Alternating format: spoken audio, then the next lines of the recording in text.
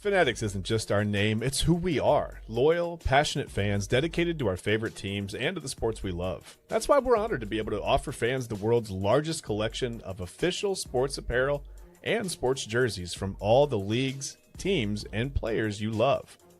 We feature a wide selection of gear from every league, including NFL, MLB, NBA, NHL, and NCAA merchandise, which allows us to serve fans of football, baseball, hockey, basketball, lacrosse, soccer, golf, and everything else that gets your heart pumping. Go to fanatics.com by using the QR code on your screen right now to celebrate your teams.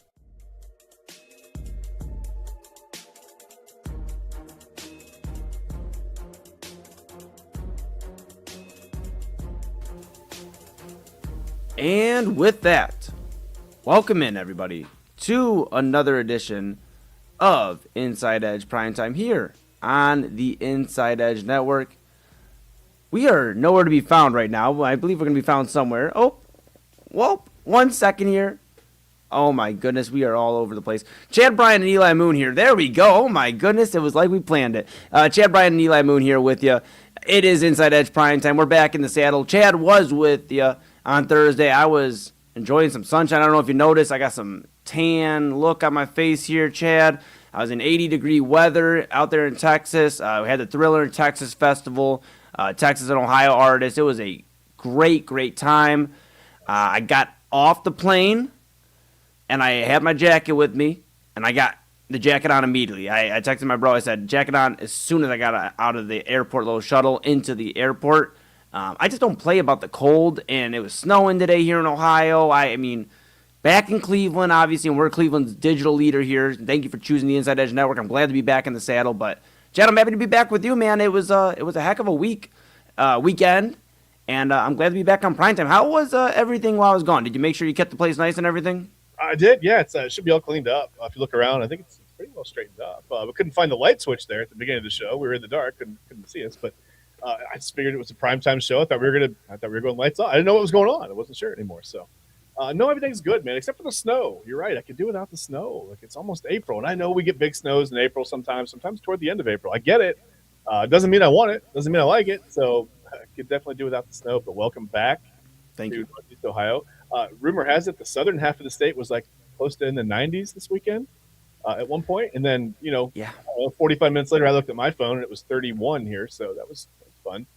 Pretty wild weekend as far as weather. Not as wild as last weekend when I didn't have power the entire weekend, but you never know what you're going to get. Meteors everywhere, all over the country, by the way. One followed you down to Texas. I don't know if you saw that. Now this is California today. So, dude, I'll tell you this. I've had a heck of a weekend, man. And like I said, a blessed time out there in San Antonio. Shout out to all my family out there in San Antonio. Had a great time. Brought my Lahele brother, Cliche, and then ND5 also with us. Lahele rocking strong. And I thought it was real cool. What wasn't cool was the hotel that we originally got. Chad, I kind of told you a little bit about this. I won't reveal the name of the hotel just, because they worked with us pretty well to get our refund. But we were missing a TV. There was no TV on the wall. And it wasn't the most pleasant hotel room. But besides that, great time. I'll be back in November. Got a few out-of-state shows. I'll be in New York next month. So I might be on. Now, the beautiful thing is I will be able to do all at prime time. I'll be able to. You guys won't miss me this time, so that's a good thing. But yeah, glad to be back in the saddle. And I know you were holding it down here really well with TK. Thanks to TK Dandridge for holding it down and everybody. I'm curious, man. How's your bracket looking? I was kind of looking in the bracket challenge. Papa Moon was letting me know all weekend. He's like, I'm just letting you know, for the only guy on here without a sports podcast, I'm doing pretty good for this March Madness challenge. He's in second place. Chad, where are you faring out right now, man? Well, what that tells me is that I know that he watched our Tuesday top 5 from last week, and he took our advice, and he just figured out the best way to fill out his bracket from it. Mine's pretty cooked. I honestly haven't looked after the like midway through the second day. See, Eli, it was the pain of losing my perfect bracket for me. And for me, it didn't happen until all the way after the first game of the tournament that tipped. I took it over TCU.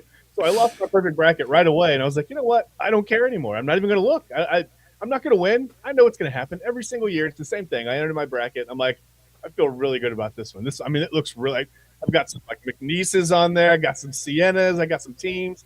This is going to be like, I can't wait for the high point, whatever. And I got a couple of my upsets. I hit on a couple, but man, I missed on nearly everything else. My first round was bad. Haven't even looked at my bracket score since the second round's over. Haven't even looked at it. Eli. Well, I want you to know, pal. There's a good news. I forgot to fill out my bracket until about approximately, about 10 minutes before I was taking off from Chicago to San Antonio, which was my layover flight. And I'm like, man, I gotta do this. I gotta get my picks in. Yeah. So I did my picks. I got them in, and now I'm projected 0% chance to win our bracket challenge. I'm in dead last. It told me that as soon as I filled mine out. It was at 0% chance. I was like, yeah. But okay. Yeah, better luck next year. I don't know who the guy on this network, though, that was saying Prairie View A&M, and they were going to beat Florida. But I'll tell you, that guy. Someone beat Florida. Dude, I was wrong about that, obviously. I'll be the one to say it. Prairie View A&M, I thought they were the 16th seed to do it. Siena almost did it.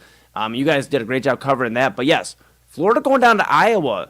That was a crazy game. And I can't think of the guy's name off the top of my head, so forgive me, Iowa fans. But the guy who knocked on the game winner, he almost threw a punch. I don't know if you saw that earlier in the game. He threw a punch that looked like it was connected, and he maybe could have been out of the game. Florida's coach wasn't happy.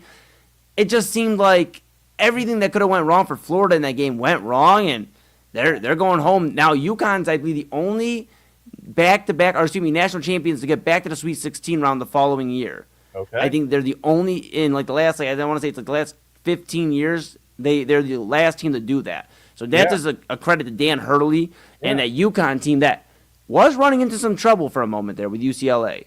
They were running into a little bit of trouble. They didn't, obviously, because Mick Cronin couldn't get his team to stop turning the ball over. They were fouling like crazy, and that was just the story of the game, man. But I love the Spartans. I'm a Spartans guy. I love Michigan State. I have a soft spot in my heart for Ohio State, but I know as a Cleveland guy, I get a lot of hate, or flack, I should say, for being a Michigan State guy. But, hey, they're back in the Sweet 16. I thought a really cool thing was Michigan had just won their game against St. Louis, and they had Michigan State come out to warm up, and Michigan's walking off, and they're going, just smile and wave, boys, just smile and wave. I think we could really have some interesting Sweet 16 matchups. Yeah. I think the coolest one out of all of them, though, Chad, and I want your thoughts maybe on what you think is a cool matchup. Iowa and Nebraska. We are living in a world in this Big Ten where, Indiana just won the 2025, 26, whatever, national championship in football. And now one of Iowa or Nebraska basketball is going to the Elite Eight. And 6 of the Sweet 16 teams are Big Ten teams. Pretty wild. And it's funny when I hear Iowa and Nebraska, my brain can't make me do anything but think punt and interception. I don't know why. I just can't think. And corn. Picture a basketball. Yeah, I can't even picture a basketball court. But no, it's awesome. Yeah, Nebraska. First of all, Nebraska had never won a game in the tournament ever, and in the history of their squad, that's wild. Now they're in the Sweet 16 and could get to the Elite Eight. I think that's pretty cool. Iowa, they clearly score a little better than the football team does. I think they do a better job of putting the ball in the bucket than the football team does of putting the ball in the end zone. So that's certainly good. Seems like the end zone's a lot bigger, should be easier, but what do I know? I'm kidding. That's funny. No, yeah, I think that's an interesting. Like you said, so many Big Ten teams. That's a mouthful. Left. No Ohio teams though. All 4 Ohio teams. We said it. They're gone. I mean, that was it. Like it was, first couple of days of the tournament. And didn't take long for Akron to lose on day 2, and obviously Miami of Ohio went down to Tennessee. So it was funny. I saw a post right before that was like, "Is Ohio the hotbed of college basketball?" And college basketball immediately gave a resounding no. It's not. No. No. Speaking of that, though, I thought it was so interesting. I saw something about Division I colleges, like for basketball teams, I believe it was.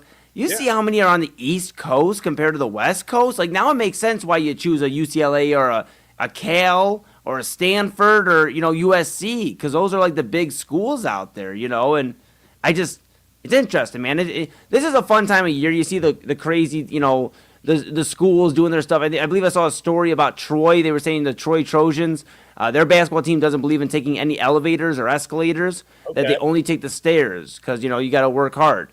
And I think that's something maybe we should start implementing here on Primetime, Yeah, absolutely. No more escalators in the house. No more elevators. From now on, when I come here to the studio, I'm only taking the stairs. I think I can put that into effect pretty easily, honestly. Okay, well, I'm going to see how we do tomorrow. Good news for me is there's not a lot of stairs I don't have to walk up. So that's a beautiful thing. Beautiful well, thing. Good thing for me, I don't have an escalator or an elevator, so it's like a very easy like version of Lent. I have nothing to cut out. Dude. I'll tell you another thing real quick while we're just catching up here on this opening segment of Primetime. And again, if you're just not tuning in, thank you for tuning in here. That's Chad Bryan to my right. I'm Eli Moon, and we are here on the Inside Edge Network. Give us a follow, Inside Edge Net. We're Cleveland's home of digital leader. We're Cleveland's digital leader, or home, of sports, entertainment, mental health, everything in between. We're your source. So make sure you stay locked in here with us on Inside Edge Net. Again, there's a QR code. I'm going to go that way. Yes. See the little, I still got my Texas wristband on, pal. But there's a QR code. It's going to send you to the link for InsideEdgeNetwork.com, our new website, to the partners page. So if you want to go get some cool gear off Fanatics.com, go check out SportsMemorabilia.com. We'll talk about them later on in the show. Or any of our great partners and our sponsors, then you will see that on the QR code. Go there and go ahead and get what you need. But, of course, great stuff on Fanatics.com and some other great stuff there, too. I just wanted to mention that. I also wanted to mention real quick before we go to break, have you ever had Whataburger? I have not had Whataburger. No, I've had Fatburger, but no Whataburger. Dude. Yeah. I know. I'm not an onion guy. Okay. I root against onion in the hot dog race at Progressive Field. Oh, well, wait a minute. Me too, but I have a reason for it. Okay, but go ahead. That's fine. Dang, we might need that reason later on. All right, on. we'll get to that. Okay. All right. But I got minus onions. I got the pepper sauce with this patty melt on Texas toast. Bro, it was right after the show. Is it in Texas? Yeah. Don't they just call it toast? Fair, probably. I don't know. It's like a Brazil nut. I didn't know. Go ahead. I'm sorry. It was so good, though, bro. We had that, and then we got put onto a spot called Griff's. There's only 2 Griff's in Texas. In Dallas, there's one, and one in San Antonio. They serve us country fried steak like tenders with a side of gravy, fries. I mean, if these restaurants out there, thank you so much for taking care of us. If you're listening out there, you want to become a sponsor of Inside Edge Network, I will rave about it to the day I'm no longer here. This thing was, these items, these food places were so good, Chad. I mean, I got a tan, I'm looking good. Then the snow happens. And March Madness is the only reason I'm okay. Well, the good thing is you can still eat in the snow. And by the way, you can't start the show talking about food. Like, if you come back from break and I'm not sitting here, it's because I'm downstairs eating. This isn't my fault. That's fair. Hey, before we go to break, what's your beef with onion? Oh, now we're going to talk about beef. You got some more food. Do you remember when it was Jacobs Field, I think, for a while. Remember when they had the winter thing? You could go there and skate. And, I don't skate. I'm a terrible skater. But you could go down the luge, like the little ice luge. You could do all the winter stuff. You could have a snowball fight or whatever. So at one point, my wife was like, hey, I want to go down the luge. I'm like, okay, cool. So what do you do as a husband? You're like, hey, you want me to hold your purse? I sat there and I held her purse. So Onion walks up, right, with her own purse, which is just a lunch bag, by the way. We're on to you. It's not a real purse. It was a lunch bag. She walks up, and Onion starts pointing and laughing, right? So we get into it a little bit, right? Now we're kind of like going around in a circle, and she like takes my wife's purse. I have her lunch bag. We thought about doing like a little trade-off or whatever. Then she ran with my wife's purse. There's a whole crowd of people that I think were like, they thought it was like part of like the thing. Like, in reality, it was just them being hilarious. I have no idea who was in that costume that night, but it was just them being hilarious. Like, and absolutely like just messing with someone. It was really kind of funny. We got into like a whole thing. We had a whole standoff for like a 5 minutes. And then my wife comes around. I'm like, you have no idea what just happened to me. Like, I just got into it with Onion. Like, we're no longer friends. We're actually enemies. I'm enemies, but I go to the Onion. I go to the hot dog race, and I'm like, ketchup or mustard for me, man. Sorry, can't root for Onion. Or she tried to steal my wife's purse. You'll have to ask Double A one time. There was a time I went out. There was a girl I was talking to for like a half second. Uh-oh. And I said I didn't like onion during the hot dog race. I'm a mustard guy. Through and through. And she basically was not happy with me at that point. So it was very hard. By the 7th inning, I eventually was able to like recuperate to where maybe I got her number, but like kind of messed that one up, pal. So for all you onion lovers out there, onions are this. Yeah, that's it. Onions are at the center of love. We know that now. Just make sure you scrub your teeth after, man. Nobody wants to kiss no onion breath. Come on now. All right. With that being said, we're going to take a quick pause here. We're back in the saddle, man. It's like we're never left, man. That's Chad Bryan to my right, your left. I'm Eli Moon. This is Inside Edge Primetime. We are going to come back. We're going to talk about a really, really cool story in March Madness, and we're going to kind of talk about the effects of coaching and how that plays into March Madness and all these other tournaments and just in pivotal moments in sports. And then the Seahawks paid their top receiver. We're going to talk about Jaxon Smith-Njigba. We're going to talk about the market for wide receivers and talk some NFL offseason. And then later on in the show, We'll talk some UFC and some other things as well. Scottie Pippen, man, what are you doing, Scottie? Okay. Before we do that, we're going to talk about our friends at AlleyRoseFragrances.com, though, of course. That is AlleyRoseFragrances.com. The code is InsideEdge20. The new spring edition is out. I saw some really cool ones, including Soft Bloom and Lemon Bar. Chad, and I'm actually, I mean, it's incredible. It's absolutely incredible. Okay. I mean, Inside Edge 20, you get 20% off your order for first-time customers. You can get $20 off a $100 order. You're slicing $20 off. Where else are you going to do that? Not anywhere else but AlleyRoseFragrances.com right now for 20% off with our code InsideEdge20. Chad, I mean, you can rave about it. You keep these candles lit every day. Literally, my wife has one in her office right now. Again, I've said it before. I mean, all cruelty-free, vegan materials, no onions, right? No onions at all in these candles. I can promise you that. I don't know why there would be onions, but there aren't any. I promise.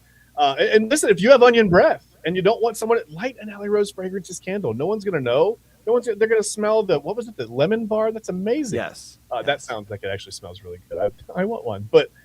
Yes, they're gonna smell use the body mist, and no one's even they're gonna be like, onion, what's onion breath? You smell fantastic, and you can say it's from AlleyRoseFragrances.com. You can go there and you can use the code InsideEdge20 to save yourself 20% off your first order today, and they're gonna run there because you smell amazing, even with onion breath. What else do you want? You heard Chad and I. InsideEdge20 is the code. 20% off your order. AlleyRoseFragrances.com. Great candles, great body mist, and a great person that we love working with here as one of our sponsors on the Inside Edge Network. So, with that being said, Chad, Bryan, and I, we're going to take a quick pause. When we come back, you'll have your caffeine, you'll have your dinner on your West Coast, and we're going to talk some NFL and NCAA March Madness, the women's side of things. We talked the men's side. We're going to talk the women's side of things here as they are in action as well. Back after this.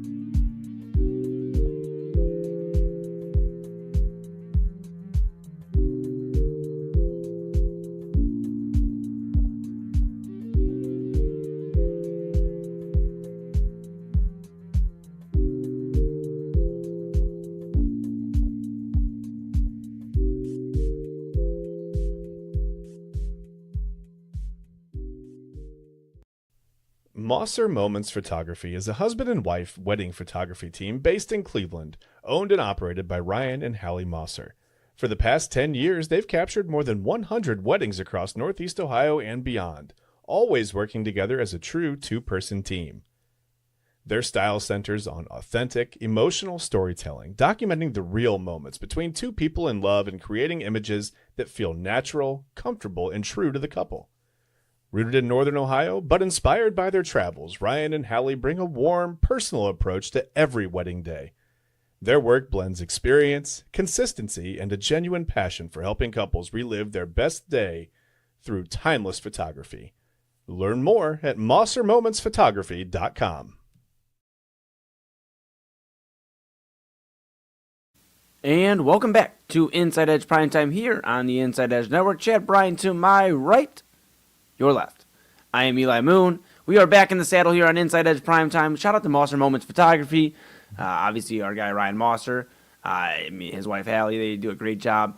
If you need an important day, and you have an important day, and you need some great photos, to hit up Ryan and Hallie, Mosser Moments Photography.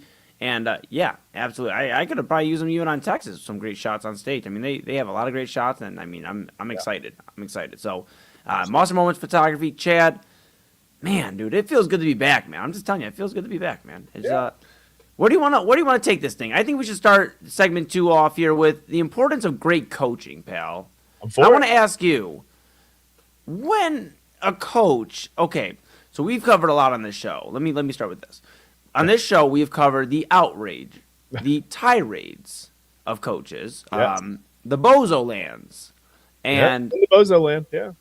We've covered a lot of that, but I don't think we've ever really, I shouldn't say ever, done a lot of shows, but I don't think we talked too much about the importance of great coaching. Yeah. I don't know if you saw the Maryland game the other night, or at least a video from the coach, but Maryland had a very inspirational moment where the coach was really just getting into one of their players and just telling, like, I believe in you, but you got to believe in yourself. I mean, how important is great coaching right now in these types of tournaments? I think it's the difference. I mean, look what Tom Izzo does. We talked about it on over the weekend. It's just Tom Izzo at Michigan State. You can't count them out. It's uncanny. Every year it's like I'm not going to say they're a middling Big Ten team, but they're just, they're pretty good, right? They're 12th, they're 15th, they're in the middle of the pack as far as the top 25 goes.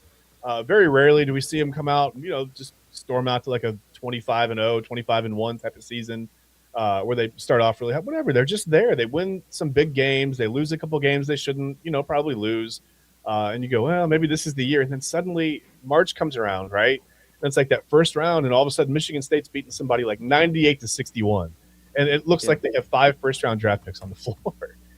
Something happens. It's just the development, And Ryan said it on the Sunday Sports Show. It's just that the way that they look from January until March, every single year under Izzo, and I won't say every single year, but I would bet over 90% of the seasons that he's coached, you can see the improvement on the floor. It's wild. So no, I think I think it can be. It's crucial. You can get a situation where, Kentucky was getting pretty much, 5 first-round guys every year when it was the one-and-done rule, and they would come in and they'd do their thing, right? 5 freshmen would start and they'd get to the Final Four or the championship game or win, whatever. And you could see how just talent would override, lesser Oh, we lost Chad here for a moment. talent. You don't have that dominance. I think we see coaching, look at the St. John's Kansas matchup. It's we see that it takes a great coach sometimes to get a team over that hump, right? Yes. And we were talking, and obviously in basketball, now they lost that game, Maryland. Just want to point that out. They did lose that game in the game, but the moment was really what it was. It was a loss to North Carolina as a 74-66 loss, but it was head coach Brenda Freeze. And it was Oluchi Akananwa for Maryland. So very interesting there. I was talking before the show even about, I wrestled, my whole life pretty much up until, my last 2 years of high school. I didn't wrestle. I tore my pec, and that was it. Obviously, that's why I'm here on the Inside Edge Network talking, not on the Olympics and wrestling. But, I talk about the importance of great coaching there because it's I was telling you before, we had a coach that was in the trenches with us. Yeah. grinding it out, practices, you're in that room. It's like it's you and your team, and that's it. And it's, wrestling's a one-on-one sport, but that's the only time you're really like in a team type like vibe. Yeah. And I feel like there was a lot of lessons learned there when like, okay, how can you really dig deep and do this? And I think that was where Brenda Fries was trying to get to her players, Okinawa and just everybody in general, and trying to say like, you got to want this. And now granted they didn't win the game, but I think those are, like you said, those are types of moments where you could push a team to higher heights. I mean, look at what Rick Pitino's doing with St. John's. Right. I mean, St. John's is having one of their best runs. Not to go back to men's basketball for a moment, but they are having one of their best runs in a long time, in a very long time. And I think it's very cool to see how they're doing it. But that's just great coaching. You look at Arkansas with John Calipari, you look at that. He's having a great run with Arkansas. I mean, these coaches, they make a big difference. You even look on, the other side, these great coaches, Gino Auriemma for a long time with UConn. I mean, he's done his thing. I mean, these coaches have, Kim Mulkey with LSU. I mean, you have these coaches that make a big difference, Chad. Yes. Well, and I think you saw with, caught me mid-drink. But, yeah, I think you saw in the case of the Maryland player. Some people I think assumed that her coach was I first of all, I see if it's for a point, I see no problem with the coach getting loud with the players. Sometimes I think you have to know your players, right? Some players are going to respond to that better than others. Some players aren't, and I think it's just getting to know your players individually. And she said in the press conference, I've asked her to do that with me. I need that from time to time. It's sometimes it snaps you back to reality a little bit as a player. You get sort of lost in the shuffle of what's going on the court until you have that familiar voice that kind of comes back in and says, hey, like, listen, you're more than good enough to do this. You have to want it. Do you want it? Go prove you want it. I mean, go do it. Like, you just show that you're good enough. And it's like, oh yeah, that's right. Yeah. I can do this. And it doesn't seem like whatever. I think sometimes fans just assume that these players are robots. They just go out there and they go through the motion, they score their 16.5 points a game, and they pull down their 8.5 rebounds, and nothing ever varies from the norm. But that's not true at all, right? Like, sometimes it's like certain games are different. I mean, you come out and you're on the floor, and all of a sudden the rim looks like it's 12 feet in the air, and you're like, why can't I shoot today? Yeah.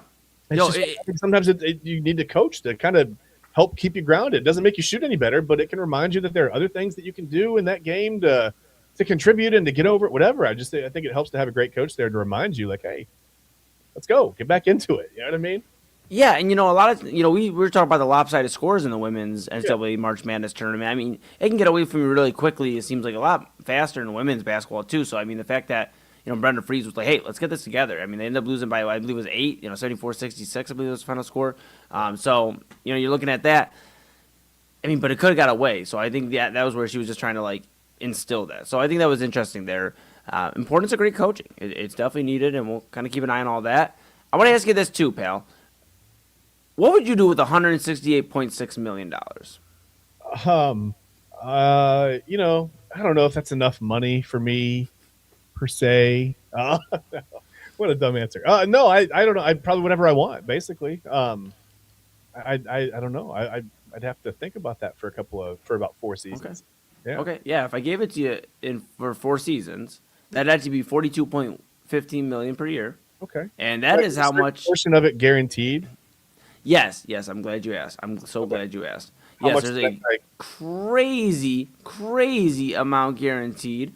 I believe the number is $120 million. I believe for Jaxon Smith-Njigba. Oh, is that who? You're not giving me money. No. So here's the thing. Jaxon Smith-Njigba, he is the highest paid wide receiver. I'm sorry, pal. I'm so sorry. He is the highest paid wide receiver in the NFL. Smart move, it seems like, for the Seahawks, because it's only going to get more expensive. I think, we talked about a guy who probably going to have another strong year. Seahawks coming off the Super Bowl. You ink up your best receiver. You ink up probably your best player on offense besides Kenneth Walker, who's now a Chief. I think this was good business for the Seahawks. What do you think, pal? Yeah, it's a good contract. We saw and sometimes I think somebody's going to find the one game, right, where he said, well, he only had 4 catches for 70 yards here. What about that? Okay, that's one game. Like, but he also, he attracts the attention of half that side of the field's defense, like of the defenders, right? Like, you've got 2 corners keeping an eye on the safety that are always looking at Jaxon Smith-Njigba, right? Yeah, it makes a difference. It makes a huge difference. If I can lock up a guy like that for 4 seasons here in Cleveland, and then if we had somebody to throw to him, and then if we had some guys to block for the guy that could throw to the guy that could, makes you realize how far out we are. But yeah, yeah, of course. I mean, yeah, I think it's a great signing for the Seahawks. And like you said, probably saves them a little bit of money in the long run. Seems like he's happy there. I mean, 4 years, 100 whatever million. I guess that would make you just about happy anywhere, really. But some guys, it's not about the money. So, but yeah, good for them. Good for him. He certainly deserves, I think, now. I think you'll see a flood of contracts. He may only be the highest paid receiver for a short time, right? That's how these things go. Like now the market, it's changed, and the next guy's gonna go, well, I need more than that, or I'm leaving. So they'll have to give somebody $1.5 million more, and then he won't be the highest paid receiver for a long time. But for right now, I think it's a good recruiting tool for Ohio State. It's good for Seattle. It's good for Jaxon Smith-Njigba. It's good for Sam Darnold. It's a win-win, right? Win-win. Yeah, absolutely. And I want to ask you this before we go to break. There's another receiver out there that's still a free agent. That was one of the best receivers in football at one point. I don't know where he's at now. Well, I know where he's at. He's at home chilling just like me and you are here, but he's just not doing Inside Edge Primetime. Yeah. That's Tyreek Hill. Where is this guy going to end up? Ooh, I don't know. There hasn't been a whole lot of – I just haven't seen really any smoke like Tyreek Hill to wherever. I don't know. I haven't seen it. Yeah. I don't know. Maybe they want him in Kansas City? I still think Kansas City. I think they're going to get the band back together. But I keep saying my dark horse is Chicago. I really think Chicago could be interesting. They just moved off DJ Moore, could line themselves up for a receiver, or they could go get Tyreek Hill, bring him in, have a deep threat for Caleb Williams, that team. I mean, it could be really, really interesting. So I'm excited to see that. Did I see that Kelsey signed a 3-year extension with? Yes. I thought he was like really heavily considering retiring this past season. Yeah, no, 3-year extension, 3-year, $54.7 million deal. Okay, all right. Yeah, gonna be interesting. Not enough money for me per se. No, I'm kidding. I think that's I just was a little surprised to see that. I kind of glanced by and I was like, wait, and I never went back to it. But okay, all right. Yeah, no, absolutely. No, I get it. It was interesting. From a year we thought he was just gonna have one more year, and then now it's 3. So we'll kind of keep a look. He can still change his mind, but at least he's secured the bag, and kind of keep an eye on that. Hey, you know what? Real quick, I'm gonna take a quick step. We're gonna take a quick step away for a moment. I've been away for a minute. Yeah, just me. I've been away for a moment, and I wanted to just refresh my mind here, Chad. Do you remember? This is our friends here from W Energy, and they just want a quick word here with us. Okay. Let's hear it. Clean energy, bold flavors, no jitters. See why people won't shut up about Dubby. Clean energy, no jitters or crash. Helps you lock in and focus. Over 15 absolute fire flavors to choose from. Visit Dubby.gg and use promo code InsideEdge10. Absolutely great. That is, again, Dubby.gg. Code is InsideEdge10. Chad and I, we love energy. We love energy. And if you need jitterless, no crash, no zero sugar energy, then you got to go get Dubby Energy. A lot of great flavors. Like I said, we're going to show one more time here. Look at these flavors. Dub Sludge. You got Push and Punch. Dragonade. I mean, again, code InsideEdge10. 10% off your order. Chad, a great deal right there. Yeah. Like you said, zero sugar. No jitters, no crash. And a bunch of great flavors to choose from. I mean, if you can't find, I think over 15 flavors, you can't find something you like, then, you need to refine your palate. No, I'm kidding. But yeah, no, I love it. I love just the huge variety of flavors. I love the obviously no sugar, no jitters, no crash, natural ingredients, and a little energy is never bad. Need some energy sometimes. I'm a little bit older. Sometimes I need some energy just, Eli, to get out of bed in the morning. I wake up and I'm like, I could already go back to sleep. Need some Dubby. I feel it. Well, hey, we maybe me and you both need to look into that and get some more Dubby. And anybody out there needs to get some Dubby Energy, get it. InsideEdge10 is the code, 10% off your order. That's capital I, capital E, all one word, InsideEdge10 at Dubby.gg. So, with that being said, we're going to take a quick pause. When we come back, we're going to put a bow on this edition of Monday Inside Edge Primetime. We're going to talk about the UFC. We're going to talk about Scottie Pippen. It's been a day. And then we're going to get some final thoughts, and we'll get out of here. But that's Chad Bryan to my right, your left. I am Eli Moon. While we're on the break, I don't know if the code may still be there. If not, go ahead and scan it when we come back. Scan it right now and go to the Inside Edge Network. Go to the partners page and go ahead and grab some of this great stuff from W Energy, Fanatics.com, AlleyRoseFragrances.com. You also have SportsMemorabilia.com. We'll talk about them later, and Monster Moments Photography. So that's all the great stuff. You saw Chad advertising it. We're going to take a quick pause. We're back right after this.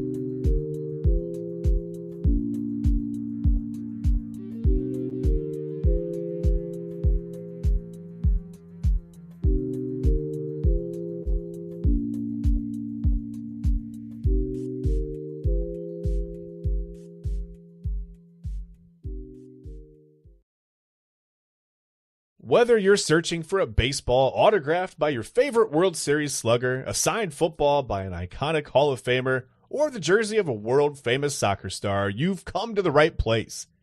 Here at sportsmemorabilia.com, the web's leading source of authentic sports memorabilia, you'll find more than 500,000 authentic products from nearly every professional sports league, team, and player. Not only will you find your next prized sports possession with ease thanks to superb customer service and tremendous site experience, but you'll have the satisfaction and peace of mind that every product listed comes complete with a certificate of authenticity and is fully backed by the sportsmemorabilia.com lifetime authenticity guarantee.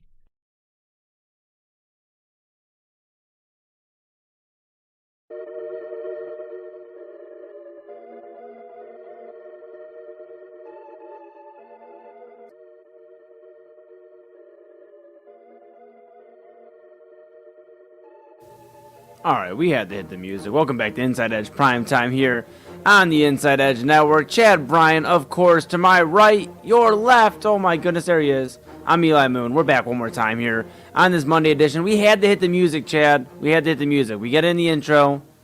We usually have a little pause with a little chill music in between. Had to get them the music one more time. Well, we'll hear it at the end. We're all out of W over here. We had to get some music energy. Yes. Yes. Didn't absolutely. work. Shout out our friends at sportsmemorabilia.com one more time. Show the link, sportsmemorabilia.com. That's the website.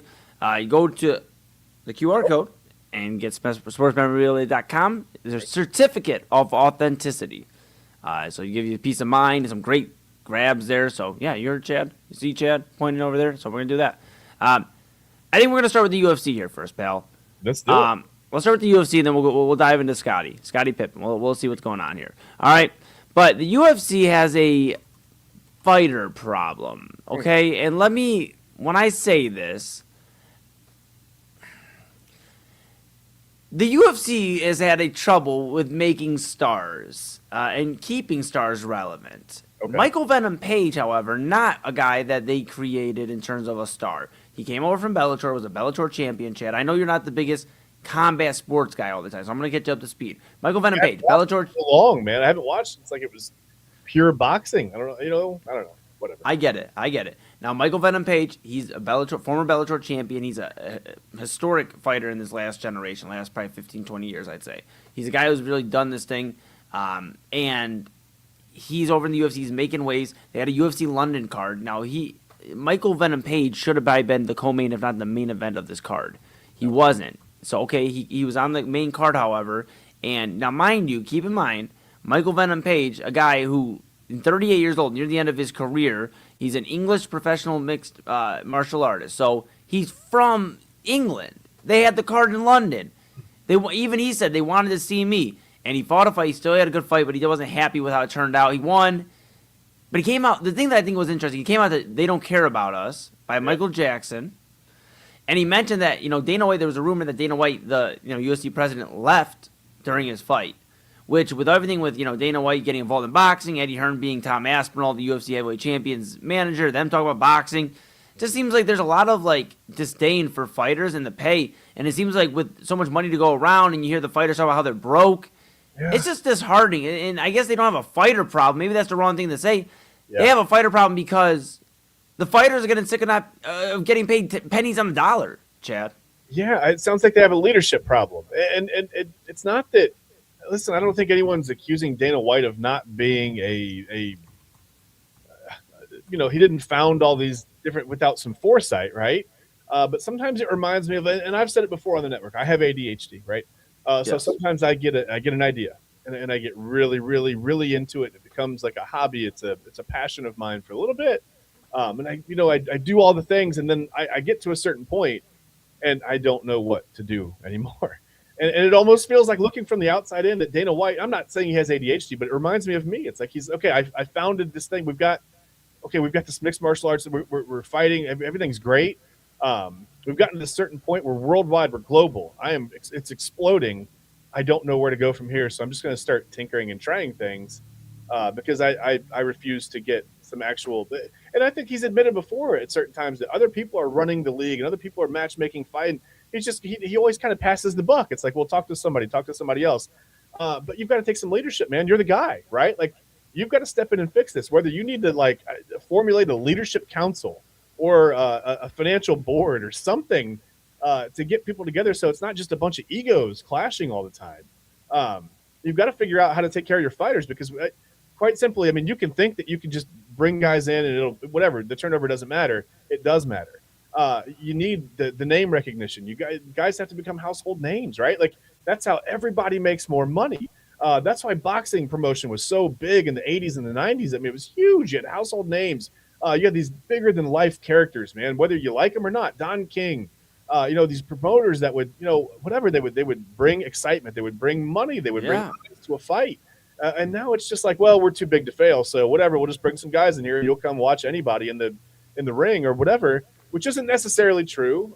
So I think they're going to have to do something to get the right people's eyes on the right places within the organization and multiple organizations now.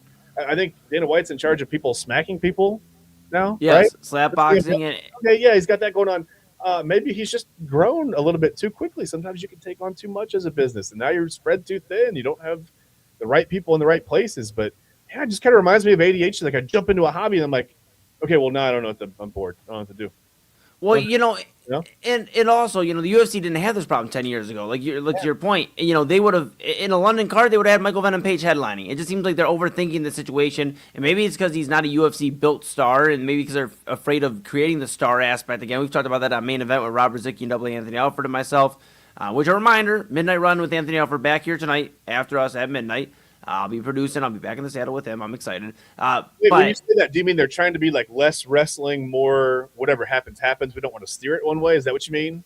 I think they just mean they don't want to create the stars. Like they just want to have it where they can just put another fighter in and it won't change anything. They're just gonna have a good fight, but they're not looking for the Conor McGregors of the world, the John Jones of the world, the Daniel Cormiers. I thought you said they don't want to create, like they don't want to steer so and so to becoming a star, or this guy should be like based on personality. Whoever wins. Which I think that's the most, that's the highest integrity way to do it. But you have to decide if it's going to be fighting or entertainment or both or a mix or whatever, right? Yeah. No, it's as somebody who I love mixed martial arts. I mean, I was rocking the cage fighter shorts, all throughout wrestling practice all the time. So it's like I love MMA, and I just think they're in a weird spot right now, man. They're in a weird spot. So yeah. Well, like you said, no stars, and the I don't want to say the inability, but almost the indifference toward creating any. It doesn't seem like it could last long. I don't know. Yeah, we're going to have to keep an eye on it, pal. You know what? We're also going to have to keep an eye on what Scottie Pippen's doing, man. Yeah. Scottie Pippen. Yeah. For those that don't know, Scottie Pippen, 6-time NBA champion, Chicago Bulls legend, running mate of Michael Jordan. You could say maybe the vice president of Michael Jordan, basically. If he was the president of the Bulls, he was the vice president. Yeah. Scottie Pippen, however, I don't think he likes being the second fiddle, or at least being considered that, Chad. And I know you have a little more experience watching Scottie live than I did. Yeah. Did you happen to see the commercial he did with Pib? Yeah. Okay. I saw it. Okay. Eli, it would have been hilarious if do you want to show the commercial? Do you want to show? Yeah, I think we're good. Yeah, right. It's a commercial. They want it out there. They want people to see it. Yeah, I think we're good. Yeah. Okay. All right. Let's show the commercial. I've been all right, here we go. Let's set the record straight. Let's set the record straight about Pib. When you think about Pib, you think of what? Second best? Fact check him, Pip. When something has been considered second best for so long, we just blindly accept it as gospel. A decades-long plot built on marketing, social media. Multi-part documentaries. Pip took that personally. Yeah, I said it. Pip is a GOAT. It's Pib. Don't correct me. Hey, yo, Mr. Pib. Bro, first off, we were both ready to play that video. That's how excited we were. Both back on so screen. Eager for it. It's Monday. You can't believe it. Yeah, we were ready for this. We cancel each other out. That's math. We just learned about math. Cancel each other out. Hey, two negatives equal a positive. Look at us. We're back in the game, baby. Come on. What's Scottie doing, bro? I don't know. Listen, this would have been hilarious if he didn't really believe that he was better than Jordan, right? Like, this would have been an absolutely hilarious commercial. And it is kind of funny, but I feel sad. I almost feel sad laughing at it because I know that he really feels that he was better than Michael Jordan. And I told you, man, I had WGN as a kid. I watched the Bulls a lot. They were always on NBA, on NBC, on Saturday after whatever. I watched Michael Jordan and the Bulls and Scottie Pippen probably well over 200 times, right? Growing up. And not, I've seen him play live, but I mean, on TV, I watched him play. Pippen was really good. He's a great player. He was recently named a top 50 player of all time by the NBA. You've got to let this be enough, man. I mean, we're not going to pull up the numbers. We could do that. We could easily prove that Michael Jordan was the more impactful, the more skilled, the more talented, the better player, the better basketball player in every way. And I don't mean this. I loved Scottie Pippen. I loved watching the Bulls. I didn't really have an NBA team growing up. I kind of lived, not really near Cleveland. I wasn't, whatever. I liked the Cavs, whatever. I wanted them to win. It was fine. But I gravitated toward Michael Jordan, as a lot of people did, when I was a kid that were my age. It was really easy to root for the Bulls, right? So, very marketable. But again, I mean, Pippen was a great player. Probably a top 5 to 10 player in the NBA at that time, even, I would say. But he was clearly, the 1B. And I wouldn't even say that. Jordan was so head and shoulders above everybody at the time. Jordan was the clear number 1 player at the time. You can't say that it was 1A and 1B because Pippen wasn't quite that good, but it was easily 1 and 2, right? Pippen was easily the number 2 behind Jordan. He was great. But that's got to be enough for him, man. His game was his game. And I think sometimes you and I talked about it before, how, people don't do this with Kobe and Shaq really, but that's the one duo where you're like, well, who was more of a their positions were so different that I think it's almost easier to say, well, Shaq did this differently, Kobe did that differently, whatever. But Pippen and Jordan's games were similar, right? Both, Pippen was a little taller, so he played the 3, whatever. Michael was a shooting guard, but that's fine. They're both built on scoring, slashing, getting to the hoop, whatever. Both pretty good defenders. They were both a similar frame. Like I said, Pippen was just a little bit taller. I think it's easier to compare them and look at them and say Jordan was clearly the better player. I don't know that this is even an argument, and I feel bad for Scottie Pippen. He's got apparently some people around him that are I don't know, maybe he's just really confident in himself, which I'm fine with. I'm fine with the confidence, but you've got to be able to look at history and go, okay, that was Michael Jordan. Come on. Wait, I was reading about the UFC, and Dana White said he was trying to be a fighter. And he said at some point you have to wake up, look yourself in the mirror, and say, hey, what? I just don't have it. I'm not it. That's not me. I'm not a champion. And Pippen was clearly very good, but not Michael Jordan. That's not him. Yeah, and he tried to win, after in Portland with Rasheed Wallace. I was reading about that game, with that series with the Lakers at Game 7 where they could have got it done. They didn't. Trying to win after Michael. And here's the thing, at the end of the day, it would be like Klay Thompson trying to compare and say he's better than Steph Curry. He's not. He's one of the greatest number 2 options of all time on a championship team, but he's not Steph Curry. Yeah, and Kyrie to LeBron and trying to say that, people say that, the Cavs only won the championship because Kyrie hit the shot. Think about what got you to that shot. You have to look at the whole picture. You can't look at the last 2 minutes, right? You just can't do that. Yeah, no, absolutely not. And I know we're going to get to final thoughts here in just a moment. We have some final thoughts from, of course, the man, the myth, the legend of Real Talk with Papa Moon on Saturdays here on the Inside Edge Network at 5 p.m. He is second place in the March Madness bracket, and he says, Chad, Kobe is the GOAT. Okay. Hey, listen, it's a hard argument for me. I get why people say that. I get it, man. The Mamba mentality. I think the key is you can argue this between Kobe Bryant, you can and Michael Jordan. You can do it. They both have lasting impacts, both in the game, culturally, around the game, all around the world. Scottie Pippen's impact is not quite that far-reaching. It's not that long-lasting.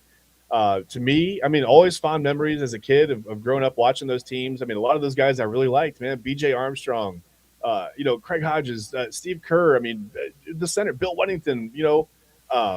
Will Perdue. Guys that like Luke Longley. Tony Kukoc. Yeah. Guys that you watch that like don't get all the press run, but guys I like. And again, I really like Scottie Pippen, but man, he's got to come off this. Like he's not the best player of all time. He's not a top 3, not top 5. Take the top 50. Take whatever it is that the NBA, when they named their top 50 players, he was in there. People went, wow, really? And I'm like, well, it was really good with the Bulls. Would he have been that good without Jordan? Probably not. Would Jordan have been as good as Jordan was without Pippen? Probably not. But I think that's a cool part of his legacy. That should be a part of what he's proud of, not that he was better than Jordan. Like, hey, I helped elevate my teammate to be one of the best of all time. You know, not I'm better than him. I'm better than that guy. Come on. You know what I mean? Like, stop that.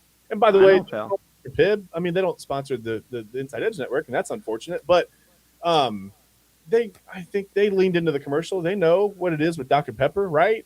And if Pippen had just if he leaned into this and was just able to laugh at himself a little bit, I would have loved this commercial. But I saw it, Eli, and I was like, oh man, come on. Yeah, no, for real.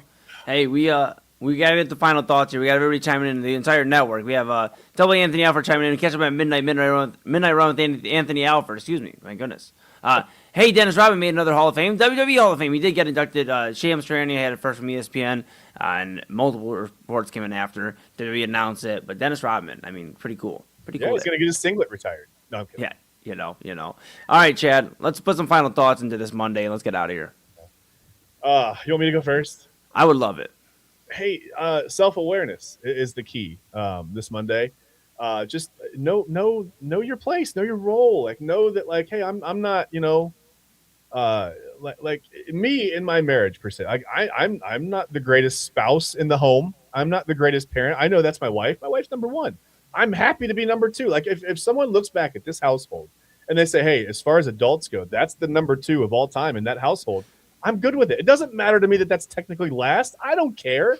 I'm just here to support, and I'm here to, like, if I got to take the ball to the rim, I take the ball to the rim. If I got to kick it out to my wife and she hits a three, whatever. My wife hits a three. I'm not worried about it, right?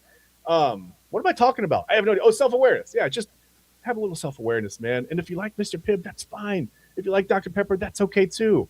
If you think Scottie Pippen is the greatest player of all time and you watched him play, I'm seriously concerned about your ability to assess talent. That's all I got. I love it. I got a short one here for you. I would just say, just make sure you smile. I'm in a great mood. I'm back with my bro Chad, back in the saddle here on Primetime. Make sure you smile. Get some sunshine. It's snowing here in Ohio, but it's going to get warm again. And just make sure you smile, man. It's going to be a great week. We're with you all week, Monday through Thursday. We are with you 10 to 11 p.m. Then, of course, double Anthony Alford with you midnight run Monday through Wednesday. At midnight, I'll be producing that at midnight. So I'm going to go take a quick pause. Remember, Thursday's a little bit different, Eli. Thursday's a little bit different this week. It sure is. Is that at 9 o'clock on Thursday? That's right. We're essentially the Guardians pregame, so. We sure are. So stay locked in with us. Stay locked in at Inside Edge Network. Give it a follow, Inside Edge Net. Get Chad a follow at Real Chad Bryan. I'm Eli Moon, at the man they call Moon. That's Instagram. That's where I do a lot of my business. And, of course, you'll see me in a little bit with Midnight Run with Anthony Alford. But give the follow to the Inside Edge Net. Stay locked in. Use the QR code. Get some great stuff. That's the end here of this Monday edition. That's Chad Bryan to my right, your left. I am Eli Moon. This is Inside Edge Primetime. And, of course, we'll see you tomorrow.